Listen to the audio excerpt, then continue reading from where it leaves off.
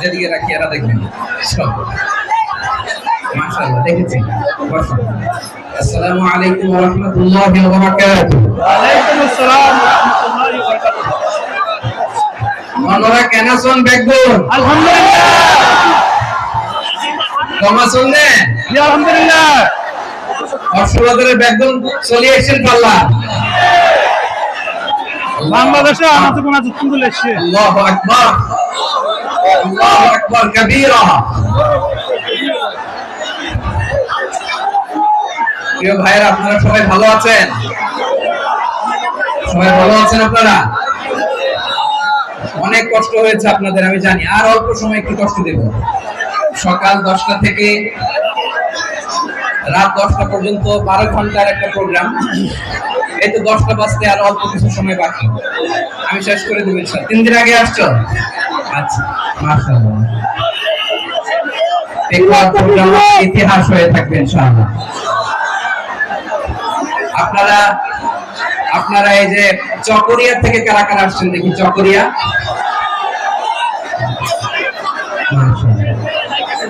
ঠিক আছে। উখিয়া থেকে কারা আসছেন?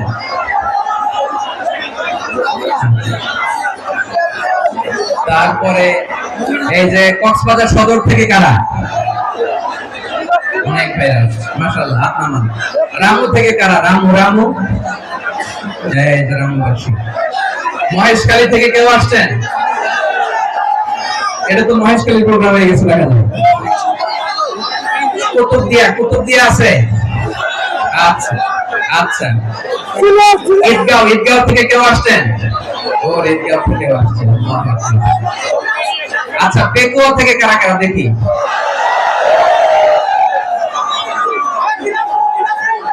মাশাআল্লাহ মাশাআল্লাহ মাশাআল্লাহ।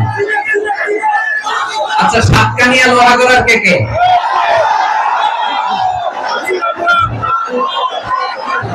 মাশাআল্লাহ বারাকাল্লাহু ফিক। তো তোমাদের সাথে ভালোবাসা বিনিময় করতে করতে তোমার সময় চলে যাবে। হ্যাঁ, আল্লাহু আকবার। আল্লাহ ভাইদেরকে কবুল করুন, আমিন। তার মানে বোঝা গেল মন্তব্য করে গন্তব্য ঠেকানো যায় না। সব আল্লাহ তাআলার মেহেরবানি। আলহামদুলিল্লাহ পড়ি সবাই। আলহামদুলিল্লাহ। চট্টগ্রাম শহর থেকে কারা আসছেন দেখি?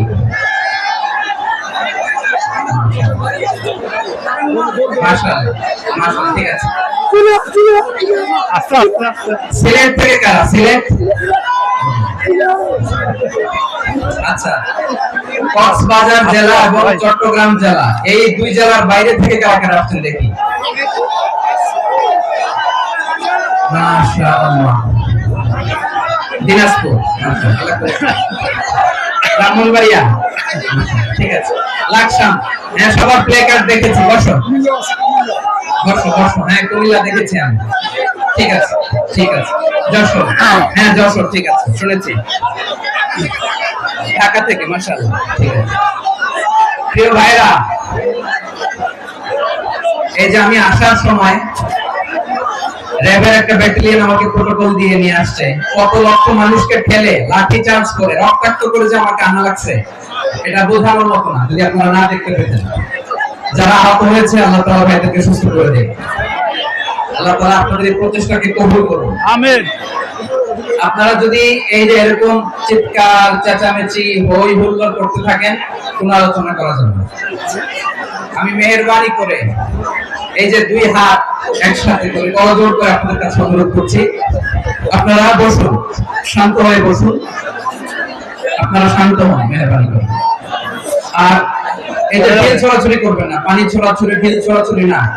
যারা বসতে পারেন নাই দাঁড়িয়ে থাকেন। আজকে আমরা সবাই দায়িত্বশীল, আজকে সবাই দায়িত্বশীল। এই যে ইউটিউবার ভাই, এই যে এলইডি ভাই, বসে যান, ঠিক আছে, থ্যাংক ইউ, বসে যান। শ্রোতাদের সাথে কোনো কথা বলা, বসেন, বসে যান। আমি অনুরোধ করবো আমার প্রিয় ইউটিউবার ভাইরা, ফ্রেম ঠিক হলে ফোকাস হলে বসে যান, ঠিক আছে ঠিক আছে। পেটোয়ার ভাইরা, তোমরা আজকে ইতিহাস গড়েছ। আমি অনুরোধ করব অল্প কয়েকটা মিনিট একটু নীরবতা বজায় রাখতে হবে। আমি কয়েকটা বার্তা তোমাদের সাথে শেয়ার করে আজকে বিদায় নিব। সকাল 10টা থেকে অনেক আলোচনা হয়েছে, অনেক, এত আলোচনার দরকার হয়নি। গুরুত্বপূর্ণ দু একটা কথা, কোরআনের কয়েকটা বার্তা শেয়ার করতে পারলে যথেষ্ট। আমরা যা সকাল থেকে শুনেছি এটুকু আমল করতে পারলে, কিন্তু একটু নীরব হতে হবে। আল্লাহর ওয়াস্তে, আরব বিশ্বে একটা ট্রেডিশন আছে, আল্লাহর ওয়াস্তে বললে এখানে এর উপরে আর কথা থাকে, এটা হচ্ছে লাস্ট কথা। আল্লাহর ওয়াস্তে, আমি আবারও বলছি, I repeat, এই যে তোমরা সবাই young, the Gen Z of Kekwa, তোমরা বাংলাদেশের চিত্র পাল্টে দিয়েছো। এই যে প্যান্ডেলের পিছনে এখানকার 3 জন মানুষ, ওখানে এলইডি আছে, ওখানে বসে দেখো, কেউ কাউকে ধাক্কা দিবে না। আল্লাহর ওয়াস্তে, শেষ, আর বলবো না। যদি দেখে চুপ করেছো, কথা বলবো, নাহলে চলে যাবো, শেষ, এখানেই শেষ, বিদায়। কয়েক মিনিট একটু নীরবতা বজায় রাখা যাবে আজকে? যাবে যাবে যাবে বাস, মেহরবানি করে আল্লাহর ওয়াস্তে, আল্লাহর ওয়াস্তে পরে কোনো কথা নেই, আল্লাহর ওয়াস্তে, আল্লাহর ওয়াস্তে, একবার ভাইরা, আল্লাহর ওয়াস্তে কিছু, আল্লাহর ওয়াস্তে, আর বলবো না, আল্লাহর ওয়াস্তে, ধাক্কা ধাক্কি হবে না, আল্লাহর ওয়াস্তে চুপ করো। জি, আমরা শুরু করছি। আলহামদুলিল্লাহ, আলহামদুলিল্লাহ নাহমাদুহু ওয়া নাস্তাঈনুহু ওয়া নাস্তাগফিরুহু ওয়া নু'মিনু বিহি ওয়া নতাওয়াক্কালু আলাইহি ওয়া না'উযু বিল্লাহি মিন শুরুরি আনফুসিনা ওয়া মিন sayyi'ati a'malina man yahdihillahu fala mudilla lahu ومن يضلل فلا هادي له ولم تجد له وليا مرشدا ونشهد أن لا إله إلا الله لا شريك له والذي لا ضد له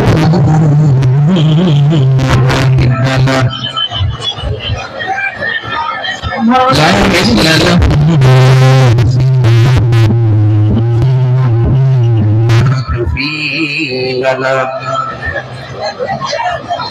لا شبه له ولا شبيه له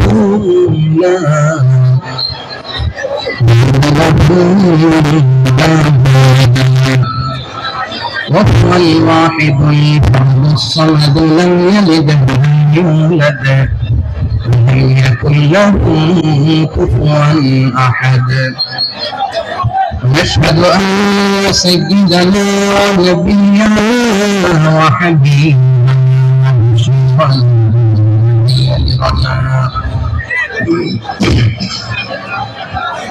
وطبيبنا وطبيب أرواحنا وحبيبنا وحبيب ربنا محمدا عبد الله ورسوله أرسله بالحق بشيرا ونذيرا وداعيا إلى الله وسراجا منيرا أما بعد فقد قال الله تعالى في كلامه في فرقانه الحميد أعوذ بالله من الشيطان الرجيم بسم الله الرحمن الرحيم واعتصموا بحبل الله جميعا ولا تفرقوا نعمة الله عليكم إذ كنتم أعداء فألف بين قلوبكم فأصبحتم بنعمته إخوانا وكنتم على شفا حفرة من النار فأنقذكم منها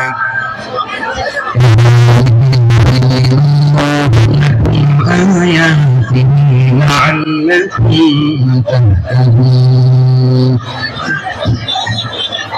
إن الله وملائكته يصلون على النبي يا أيها الذين آمنوا صلوا عليه وسلموا تسليما اللهم صل على محمد وعلى آل محمد كما صليت على إبراهيم وعلى آل إبراهيم إنك حميد مجيد اللهم بارك على محمد وعلى آل محمد كما باركت على إبراهيم وعلى آل إبراهيم إنك حميد مجيد সকল প্রশংসা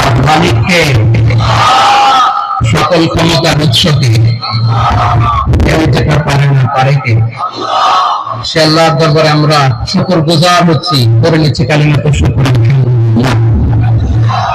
সবাই গলা খুলে আওয়াজ করে বলুন রব্বানা লাকাল হামদ হামদান কাসীরা তাইয়িবান মুবারাকান ফীহি ইয়া রাব্বি লাকাল হামদ কামা ইয়ানবাগি লিজালালি ওয়াজহিকা وعظيم سلطانك لك الحمد بالإيمان لك الحمد بالإسلام لك الحمد بالقرآن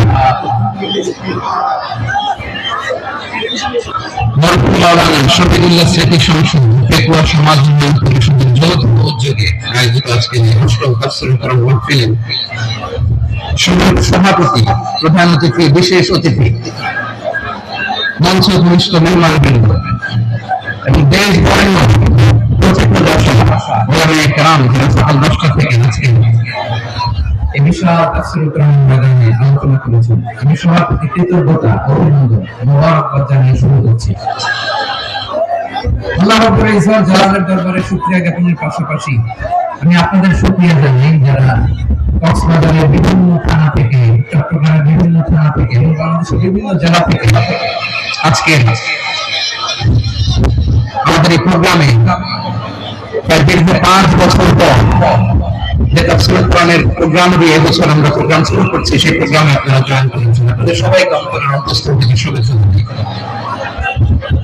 আমি অন্তরের অন্তঃস্থল থেকে শুভেচ্ছা জানাতে চাই আমার প্রিয় সাংবাদিক বন্ধুদের electronics media printing media YouTuber ভাইদের আজকে এই প্রোগ্রামের শৃঙ্খলা নিরাপত্তার দায়িত্বে নিয়োজিত ছিল পুলিশ বাহিনী মিডিয়া বাহিনী তারপরে র্যাব দেশপ্রেমী সেনাবাহিনী এবং পেকুয়া ভলান্টিয়ার্স